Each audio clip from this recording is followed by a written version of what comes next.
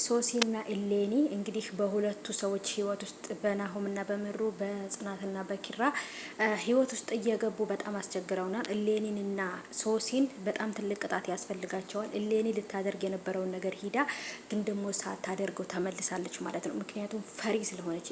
ፈሪ ባትሆንማ እቤቷ ነበረ ራሷን የምታጠፋው እንጂ ከሰው መሀል ውስጥ ሄዳ አልነበረም። አሁንም የእነሱን ህይወት ሲኦል ለማድረግ ቆርጣ ተነስታለች። ነገሮች በጣም ከባድ እየሆኑ ነው።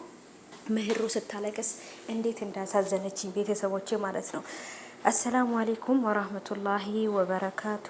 ሰላም ውድ የተከበራችሁ የቻናሌ ተከታታዮች እንዴት ናችሁ? ከኔ ጋር ሁሉ ሰላም ነው። ሰላማችሁ ብዝት ትርፍ ይበልልኝ ባላችሁበት ውድ ቤተሰቦቼ።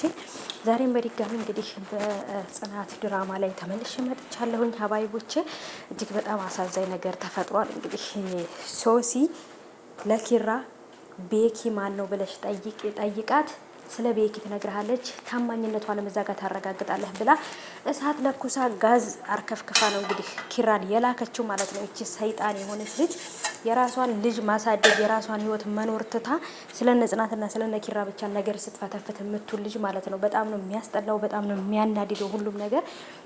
ግን ደግሞ ቤተሰቦቼ እነሱ አስተዋይ ከሆኑ ግን ምንም ቢሆን ነገሩን አያበላሹትም። ተነጋግረው ቤኪን በነገራችን ላይ ከዚህ በፊትም ስልክ ስታወራው ስለነበረ ግን ከዚህ በኋላ አንተ ካልፈለክ አላወራም ስለዚህ ብላ ትቸዋለሁ ቤኪን አላወራውም ብላ ስላለችው ጽናት ድጋሚ ቤኪን ታወራዋለች ብሎ አላሰበም ነበረ። ስለዚህ አሁንም እኔን ተደብቃ ቤኪን እያወራችሁ ነው ብሎ ስላሰበ በጣም ስሜታዊ ሆኗል። ግን ደግሞ ተረጋግቶ ነው ጽናትን መጠየቅ ያለበት። ምክንያቱም ቤኪን አትደውልልኝ፣ ትዳሬ ልምራበት፣ ባሌን ወደዋለሁ፣ አፈቅረዋለሁ፣ እኔ አሁን ላይ አግብቻለሁ፣ ነጻ ሰው አይደለሁም ምናምን ብላ ለቤኪ እየነገረችው ነው። ቤኪ ግን ጽናትን ሊረዳት አልቻለም።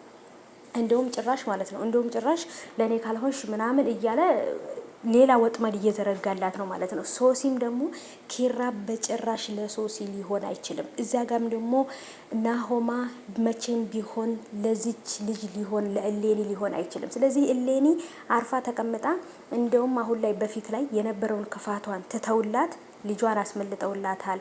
ልጇን አግኝተውላታል። አፏን ይዛ ልጇን ይዛ አርፋ መቀመጥ ናሆማም ልጁ እንደሆነች አውቆ እሷንና እናቲቱን እየረዳ እሷም እናቲቱም እየሰራች መኖር ትችላለች። ህፃኑን ልጅ እየረዳ መኖር ይችላሉ ማለት ነው። በፍቅር ቤተሰብ ከነሱ ጋር ሆና መኖር ትችላለች። ግን አሁን ላይ የጀመረችው ነገር ግን ጭራሽ እስከነ ቤተሰብነታቸውን ጓደኝነታቸውን ሁሉ ሊያሳጣት የሚችል ጎዳና ላይ ሊጥላት የሚችል ነገር ነው እሌኒ አሁን ላይ ያሰበችው።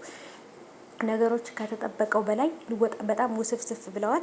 ሶሲም ደግሞ ታማኝነት የምትለው ራሷ ከሌላ ሰው ልጅ አርግዛ አምጥታ ነበረ ልጁ ያንተ ነው ብለው የነበረው። በፊት ጽናት የነኪራይ ቤት ሰራተኛ እያለች እሱም አፍቅሯት ነበረ፣ ጽናትም ኪራን አፍቅራው ነበረ። በዛ ሰዓት በጣም የፍቅር ጊዜ የነበሩ፣ ይተፋፈራሉ፣ አይነጋገሩም ነበር ታስታውሱ ከሆነ። የዛን ሰዓት ዩኒቨርሲቲ ላይ ከሌላ ወንድ አርግዛ መታ ሶሲ የኪራ ልጅ ነው ብላ ስታበጣበጣቸው ነበር ማለት ነው። ግን ደግሞ የኪራ ልጅ እንዳልሆነ ጽናት ነበረች ያወቀችባት።